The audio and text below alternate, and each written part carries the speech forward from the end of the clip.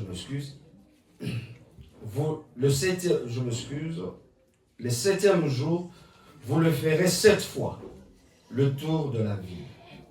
Et les sacrificateurs sonneront des trompettes quand ils sonneront de la corne retentissante. Quand vous entendrez le son de la trompette, tout le peuple poussera des grands cris. Alors, le muraille de la ville s'écroulera. Et le peuple montera chacun devant soi. Josué, fils de Nun, appela le sacrificateur et leur dit, portez l'arche de l'alliance et que les 7 sacrificateurs portent ces trompettes retentissantes devant l'arche de l'Éternel. Et il dit au peuple, marchez, faites le tour de la ville et que les hommes armés passent devant l'arche de l'Éternel. 8. Lorsque Josué eut parlé au peuple, les 7 sacrificateurs qui portaient devant l'Éternel les 7 trompettes retentissantes se mirent en marche et sonnèrent des trompettes. L'arche de l'alliance de l'Éternel allait derrière eux. 9. Les hommes marchaient devant les sacrificateurs qui sonnaient des trompettes et l'arrière-garde suivait. L'arche les suivait l'arche. Pendant la marche, on sonnait des trompettes. Parole du Seigneur. Amen.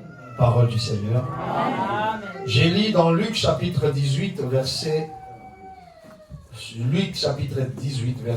5. Néanmoins, parce que cette veuve m'importune, je lui ferai justice, afin qu'elle ne vienne pas sans cesse, mais rompre la tête. Parole du Seigneur. Parole du Seigneur. Amen. Est-ce qu'on peut acclamer la parole de Dieu?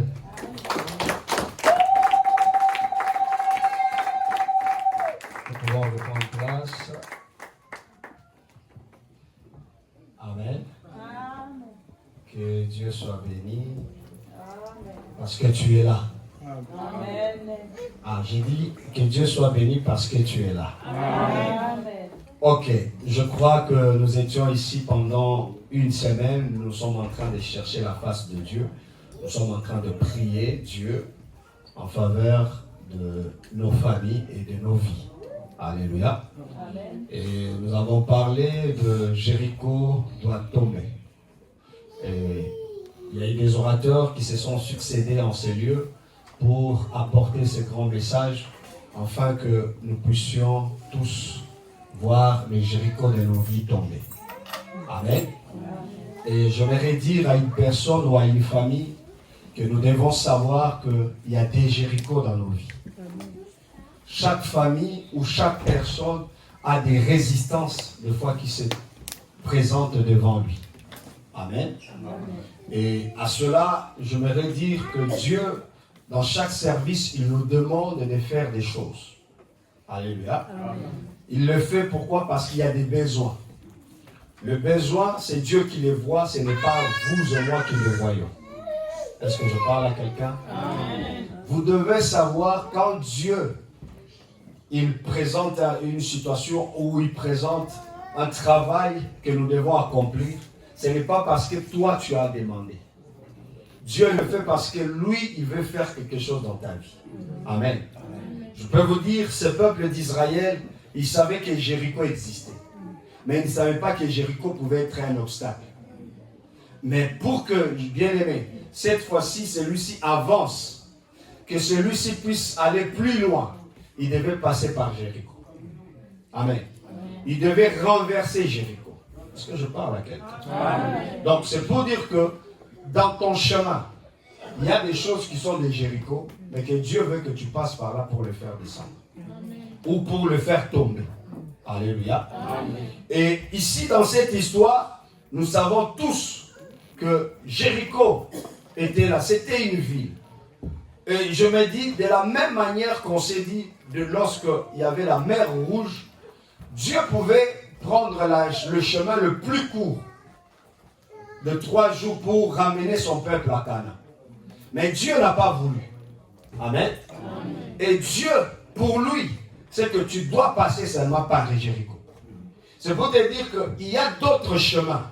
Ce sont des chemins inévitables. Il y a des combats. Ce sont des combats inévitables. Si tu le fuis, tu ne verras pas, bien aimé, la gloire de ta vie. Et ça sera pour toi peut-être quelque chose qui va s'attacher à toi comme combat de chaque jour. Et il y a des combats, tu dois les affronter. Oh, je parle à quelqu'un. C'est pourquoi ne néglige pas, ne dis pas pourquoi ces combats. Dieu veut que tu puisses l'affronter. Parce que si tu arrives à les vaincre, c'est fini. Est-ce que tu comprends? Amen. Tu sais, il y a une fois, j'ai rencontré une personne, il dit, une personne que tu as déjà tapé dans ta vie, ce n'est plus un problème pour toi. Vrai ou faux? Ouais. Une personne que tu as déjà tapé dans ta vie, ce n'est plus un problème. Et lui-même, il sait, s'il avance, tu vas le taper encore. C'est-à-dire que lui, quand il vient, il sait qu'il peut me battre facilement. C'est-à-dire que lui, déjà, je le mets à côté. C'est-à-dire que c'est pourquoi il y a d'autres choses ou d'autres combats. Tu dois t'y mettre là-dedans. Pourquoi? Parce que Dieu veut que tu renverses ces gens pour qu'ils sachent que toi, tu es plus fort que eux. Amen. Alléluia. Amen. Et je disais une chose dans la semaine. J'ai dit, Jéricho, on dit, c'était fermé, barricadé. C'était une ville fermée. Et c'était une ville, je dirais, envoûtée. Et une ville, en parlant de Jéricho, vous devez savoir, j'avais dit ici, Jéricho, c'était une ville où il y avait la sorcellerie. C'était une ville, il y avait des choses ou des pratiques que Dieu n'acceptait pas. Alléluia. Il y a des choses mystiques qui s'est passées dans cette ville. Et vous verrez même quand on fait l'emprise de Jéricho, Dieu dira qu'il y a des choses que vous ne pouvez pas toucher. Est-ce que vous comprenez? Il y a des choses vouées à l'interdit. Pourquoi? Parce que ces choses-là devaient être brûlées. Ces choses-là, c'était des choses interdites, qu'on ne peut pas, bien aimer, le toucher. Et il y avait des choses qui étaient pour Dieu. Il y a d'autres choses, Dieu disait que vous pouvez le prendre. Mais d'autres, c'est interdit. Amen. Amen. Et j'aimerais te dire qu'il y a des choses comme ça, il y a des situations comme ça. Que dans ta vie, tu sais que cette situation, si je ne le renverse pas, ça peut devenir un problème pour moi. Alléluia. Bien aimé, je ne vous mens pas. Il y a des hommes qui sont comme des Jéricho. Si tu ne traites pas leurs problèmes, ils deviendront un problème pour toi. Alléluia. C'est pourquoi il faut s'élever dans la prière. Il faut briser, détruire cela. Alléluia. Et j'avais dit que dans cette ville aussi, il y a, bien aimé, des choses interdites. On sent des fois la ville, c'est comme si elle est envoûtée. On sent des fois la ville, c'est comme si elle ne va pas avancer. Vous savez, il y a d'autres endroits, tu entres, c'est comme si tu es bloqué. Est-ce que tu es avec moi? Amen. Il y a d'autres travails où dans d'autres travails, tu entres, tu sens comme si ici, je sens comme si je ne veux pas évoluer. Et tu regardes des gens, ils te donnent des espoirs en te disant qu'ici, les gens n'avancent pas. Et toi-même, on t'apprend. Bien aimé, le fait qu'on t'apprend, ce n'est pas pour te dire que tu dois vivre comme eux. Oh my God. Amen. Bien aimé, il faudrait que tu saches que toi, tu es avec Dieu. C'est lui qui est avec Dieu lorsqu'il arrive quelque part. C'est pour conquérir. Et Dieu pour Israël en face de Jéricho. C'était pour conquérir Jéricho. Ce n'était pas pour dire que si d'autres nations n'ont pas pu vaincre Jéricho. Mais Dieu t'a dit, avec moi, nous ferons des exploits. Nous allons vaincre Jéricho. Alléluia. Amen. Tu entres dans une famille. Tu rencontres un homme, une femme. Bien aimé, si dans leur famille, ils n'évoluent pas, si toi tu es dans leur famille, c'est pour, bien aimé, évoluer. Amen. C'est pour détruire tous ceux qui étaient en train de leur barricader. Vous savez, il y a des familles où on te dit, tu es entré dans cette famille. Hein? Toi-même, tu es entré, toi-même, tu sais, des choses que tu commences à voir. Tu dis, cette famille, non, non. Non, laisse-moi te dire. Si tu es dans cette famille, c'est pour vaincre cette famille. Amen. Alléluia. Ne laisse pas que l'ennemi te vainque. Amen. Amen. Et ce que j'aime, bien aimé, Israël, c'est Dieu qui l'a envoyé vers Jéricho. Dans tout ce que nous faisons, les choses que nous rencontrons, les situations que nous rencontrons dans notre vie, c'est Dieu qui occasionne cela. Parce que je parle à quelqu'un. Amen. Tu ne dis pas que c'est arrivé au hasard, Seigneur, pourquoi ça? Non, moi j'aime pas les gens qui demandent à Dieu pourquoi ça. Moi j'aime, quand je rencontre une chose, je dis, ah Seigneur, tu savais. Parce que j'ai toujours dit à Dieu, après le combat, j'ai la victoire. C'est un témoignage. Amen. Alléluia. Amen. Les problèmes devant toi, c'est pour que ça te donne des témoignages. Amen. Et c'est pour te dire que lorsque tu as un problème, prie. Prie. Alléluia. Amen. Pourquoi aujourd'hui j'aimerais plus prier avec toi? Parce que les chrétiens que nous sommes, amen, nous avons prié une semaine. Nous avons parlé, nous avons prié, nous avons déclaré. Mais vite, nous oublions.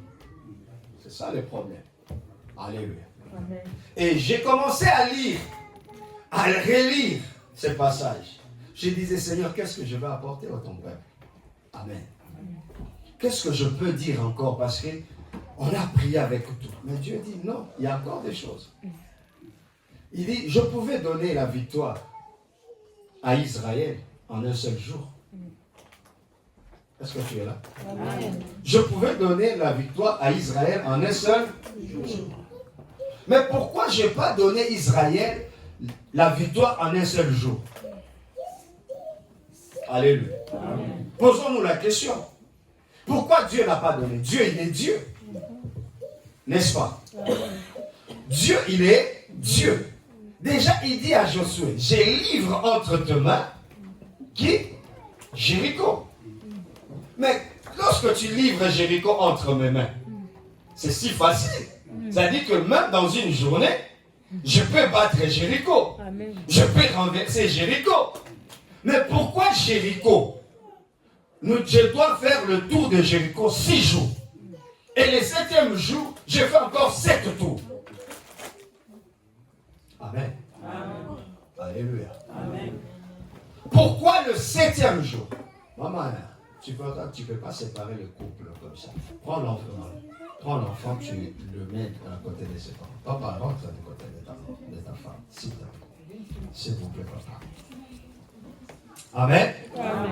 Et je dis, Jéricho, je dois le tourner 6 jours. Mais toi, tu es Dieu. Même quand je lui disais, tu es Dieu. Mais pourquoi tu ne peux pas lui donner en un seul jour et puis les affaires, on clôt et on avance? Vous savez, Dieu apprend toujours la patience. Dieu apprend toujours aussi la détermination. Amen. Tu sais, quand tu as la chose facilement, en toi, il n'y aura pas la détermination. Est-ce que je parle à quelqu'un? Amen. Tu sais, des choses qu'on a dans la facilité, on ne peut pas... en plus, on néglige. On va négliger la victoire. Alléluia. Amen. Mais les choses que tu as avec beaucoup de peine, avec beaucoup d'insistance, ces choses-là, on les conserve avec soi. Alléluia. Amen. Et laisse-moi te dire, et Dieu voulait aussi apprendre à son peuple la persévérance. La persévérance dans la prière. Il faut toujours persévérer. Beaucoup de gens, quand ils prient, ils ne persévèrent pas. Écoutez, ce peuple ont fait le premier jour le tour. On ne sait pas. Tu ne sais pas quelle était la grandeur ou, bien aimé, Jéricho. C'était une ville. Vous imaginez une ville. Tu dois faire le tour une journée. Et je me demande, est-ce qu'ils étaient affamés? Comment est-ce qu'ils étaient réveillés? Est-ce qu'ils étaient en forme? Maintenant, ils doivent faire, en plus, tu dois commencer, on dit, quand tu fais le tour, vous devez sonner de la trompette. Et vous êtes en train de faire le tour, premier tour. Et je vous dis, ce n'était pas un terrain, bien aimé, pavé. Peut-être il y avait du sable, il y avait des pierres, il fallait monter, descendre. Et c'était comme ça. Et je crois qu'il se disait, est-ce que Dieu, il ne pouvait pas seulement dire à Josué que j'ai déjà vaincu. Et deux fois le peuple se disait, ah, on va encore faire le tour. Et l'autre disait à d'autres, il disait qu'on n'a même pas fini le premier jour. Il reste encore 7 jours. Alléluia. Bien-aimé, les choses que toi tu veux renverser, les choses que tu veux combattre dans ta vie, ça demande la persistance, ça demande la persévérance. Alléluia. Voilà pourquoi j'ai dit au début, quand on a commencé le travail, tu dois prier pour ta santé. Alléluia. Amen. Parce que celui qui doit faire la marche ou qui doit tourner pendant 6 jours, il doit être en bonne santé. Amen. Alléluia. Amen. Frère, dans les choses de Dieu, spirituellement, tu dois être en bonne santé. Amen. Que ça soit, bien aimé, spirituel et physiquement. Amen. Amen. Parce que quelqu'un qui est malade ne pourra même pas prier. C'est les autres qui prient pour lui. Alléluia. Amen. Regardez tous ces gens qu'on a amenés à Christ.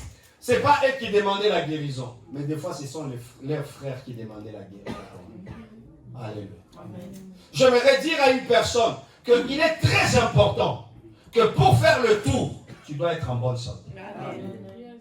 Celui qui est en bonne santé peut durer longtemps. Il peut se tenir longtemps devant une situation.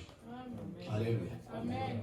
Mais celui qui n'a pas une bonne alimentation ou qui n'est pas en bonne santé, quand le combat arrive, il fouille. Alléluia. Amen. Je voudrais dire à une personne que même spirituellement, nous devons demander que notre famille soit en bonne santé. Amen. Alléluia. Amen. Je voudrais dire, si une famille a des problèmes, vous avez des querelles entre vous, vous avez l'handicap, que en vous, c'est toujours des problèmes. Maintenant, on vous dit de prier. Est-ce que vous allez prier ensemble? Non. Ça dit que votre famille est malade. Il faudrait que votre famille soit en bonne santé. Si Israël était divisé en elle, Israël n'allait pas vaincre ce combat. Pourquoi? Parce qu'il y a d'autres qui pouvaient vous dire que nous, on ne va pas marcher. On désobéit à Josué. Mais Israël était d'un commun accord. Quand Josué parle, Israël était ivre. J'accepte. Alléluia. Amen. Bien-aimé, même toi, tu veux combattre le diable, tu veux combattre tes ennemis, tu dois être en bonne santé. Amen. Alléluia. Amen. Pourquoi? Parce que ton ennemi peut être fort. S'il résiste, toi aussi tu dois résister. Amen. Et ici, je parle de ce tour que ces hommes devaient faire. Frère, si Dieu nous demande de faire des tours, ça dit que Dieu veut nous apprendre quelque chose. Il veut nous apprendre quelque chose dans la prière. Il y a des gens qui, lorsqu'ils prient une fois, ils prient jusque quelques heures, ils abandonnent. Ici, on a dit qu'il devait faire le tour de la ville. Je ne sais pas, ça devait prendre combien d'heures? Est-ce que pour faire le tour de la ville, ça demanderait de faire juste 30 minutes? Je ne sais pas. Est-ce que ça demanderait de faire 1 heure? Je ne sais pas. Mais j'aimerais dire à une personne que ces gens avaient du temps à perdre ou à gagner en faisant le tour de la vie. Est-ce que je parle à quelqu'un? Amen. Bien aimé, il ne suffit pas de prier 30 minutes en disant que cela suffit. Ah, j'ai aimé un homme de Dieu. Il a dit que si tu es seul, tu peux faire 1 heure. Jésus, il était seul, il a fait 1 heure. Mais celui qui devient, ou il se marie, il commence à avoir une femme, il doit faire 2 heures. Celui qui a maintenant un enfant, il doit faire 3 heures. Celui qui commence à avoir 4, il doit commencer à faire 4 heures dans la prière. Pourquoi? Parce que le problème de ces gens-là mérite beaucoup de temps. Alléluia. Amen. Bien aimé, pour ta famille, pour tes enfants, frère, laissez-moi vous dire, les problèmes parce que tu ne l'as pas encore connu. Alléluia. Je ne sais pas, les enfants de Dieu, ils prient Je ne sais pas quand vous priez de foi. Je veux vous dire, on prie parce qu'on n'est pas encore spirituel. Le jour où tu comprendras que le problème que je connais, c'est elle qui est à l'origine. Ou encore, on te dit, dans ta maison, amen, il y a un sorcier. Tu vas prier comme tu pries. Tu vas commencer à t'élever, s'il vous plaît. Tu vas commencer à t'élever 3 heures. Tu vas finir la prière à 6 heures. Tu vas faire quoi? 3 heures dans la prière. Tout ça pour chasser seulement. Et en dehors de cela, maintenant les problèmes ou des maladies commencent à se présenter dans ta maison. Alléluia. Bien aimé, nous on a connu des gens, quand, vous savez, tellement les problèmes ont assiégé leur famille.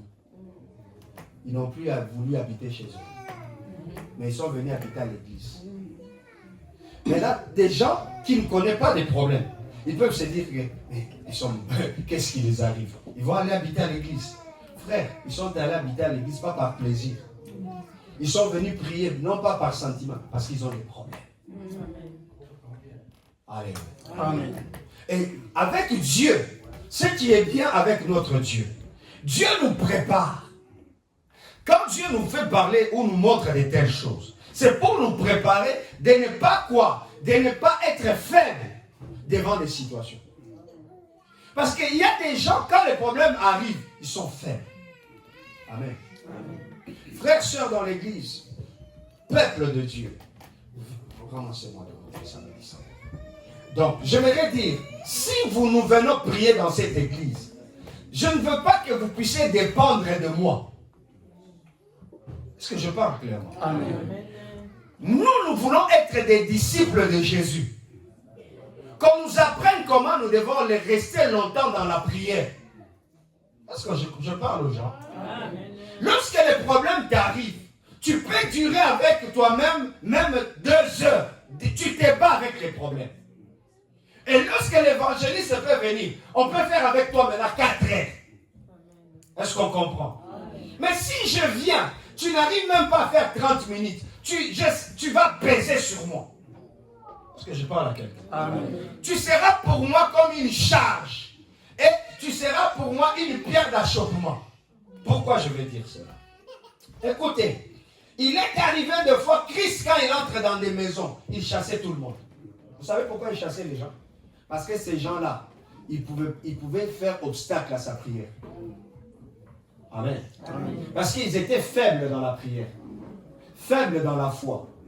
Mais Christ restait avec les gens de la prière. Il prenait Pierre, il prenait Jacques. Et il restait avec eux. Et il priait. Et des fois, s'il veut rester, il prenait peut-être les parents. Pourquoi? Parce que tout parent, quand son fils est malade, tout parent devient déterminé.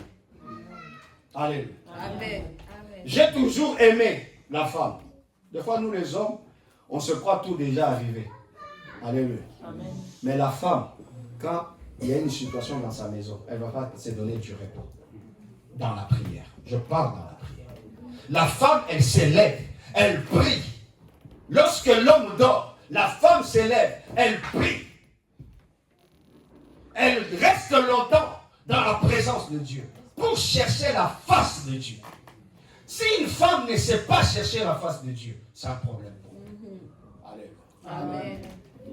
C'est pourquoi, ici nous devons savoir, Dieu était en train d'enseigner son peuple, de persister devant des situations. Écoutez, en lisant le livre, j'ai regardé, bien aimé, écoutez, Dieu, il est merveilleux. Barricader cette ville de Jéricho.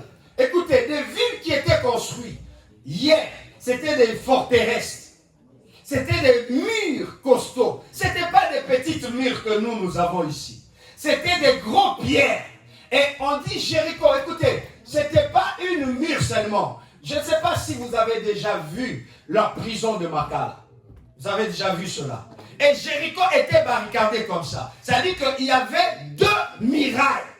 C'est-à-dire qu'il y avait un, il y avait encore un autre. Alléluia. C'est-à-dire qu'il y avait un qui était plus court Et l'autre, il était encore plus élancé. Pourquoi? Parce que ceux qui sont au-dessus, ils pouvaient bien vous voir. Amen. Si l'ennemi attaque et qu'il croit qu'il va sauter, il saute le premier mirail, il y avait une tunnel. Et ce tunnel-là, c'était leur piège. C'est-à-dire que vous pouvez tomber là-bas et ils vont vous exterminer. Et pourquoi? Parce que vous n'arriverez pas à monter. Parce que le soldat allait se mettre au-dessus de vous et ils vont vous tuer, vous tous, qui êtes restés là. Alléluia. Amen. Et c'est dans ces villes-là. Maintenant, Dieu dit que ce mirail-là, je vais le faire tomber. Comment? Je vais le faire tomber si vous persistez. Si vous persévérez. Alléluia. Amen. Parce que Dieu ne peut pas faire tomber Jéricho seul. Mais il le fera tomber avec toi. My God. Amen. Écoutez, tes problèmes, Dieu ne le fera pas tomber seul. Mais il le fera tomber avec toi. Dieu ne peut pas faire tomber le problème de vos familles seuls.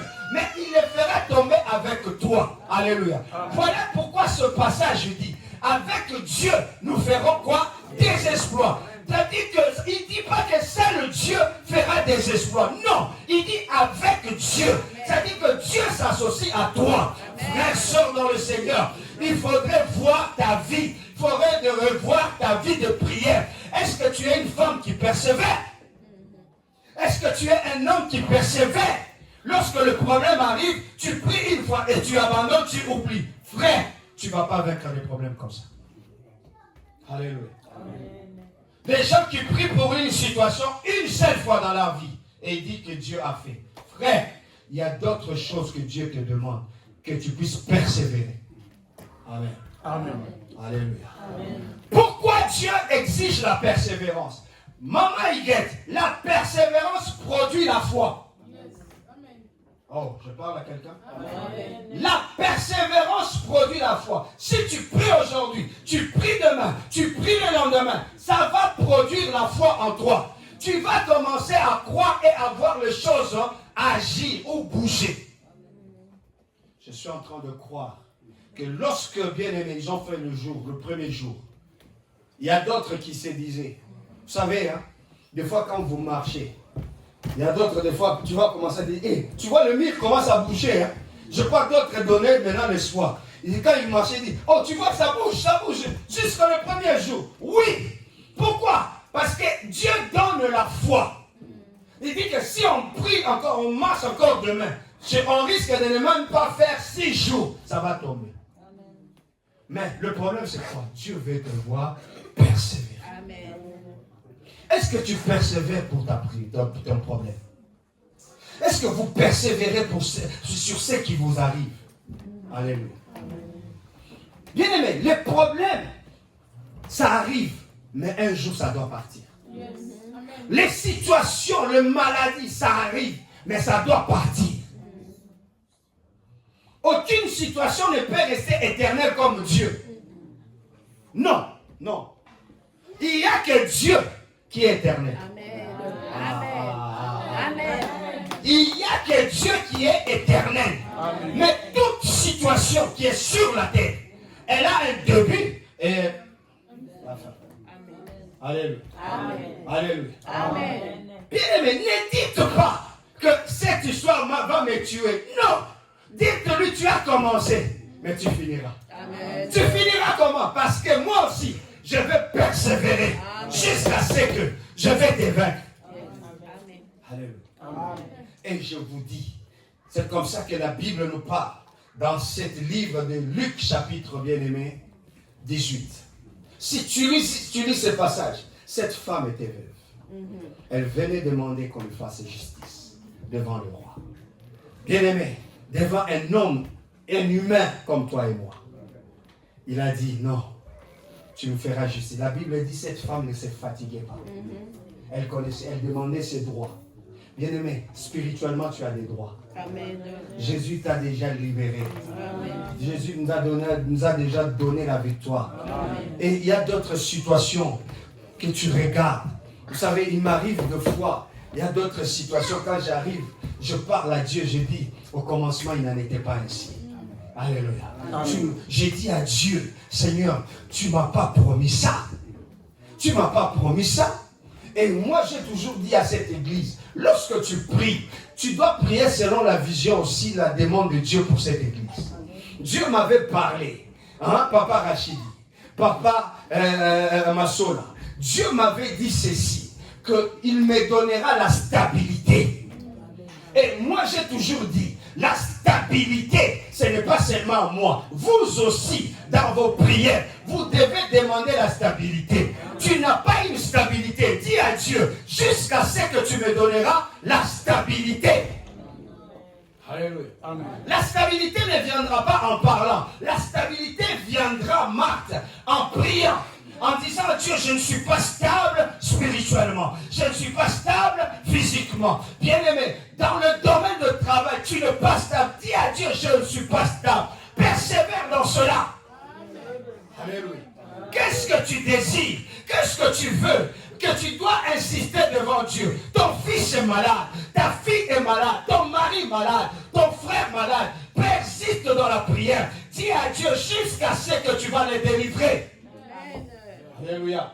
Et Dieu aime des gens comme ça. Pourquoi? Parce que lorsque tu persistes, lorsque tu persévères, la foi est en train de venir. La foi est en train de venir.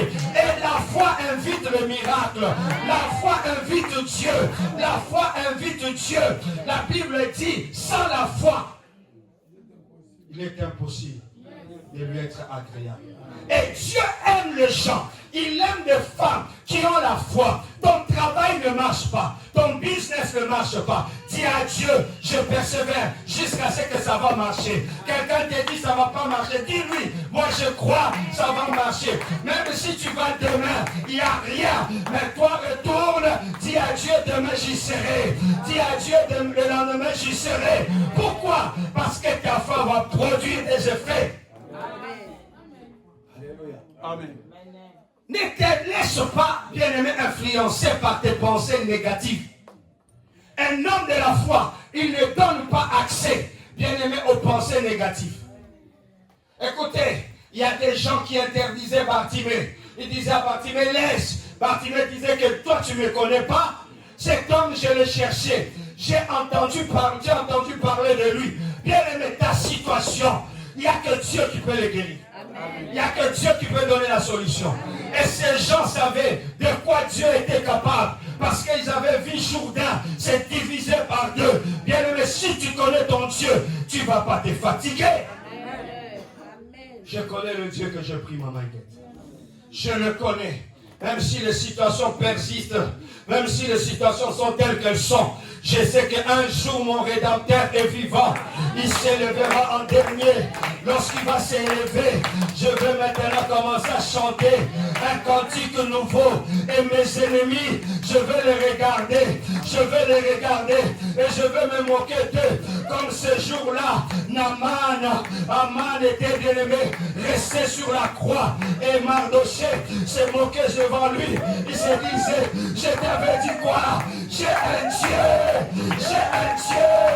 J'ai un Dieu. Frère, Dieu aime les gens qui persévèrent. Oh, on se moque de moi. Oh,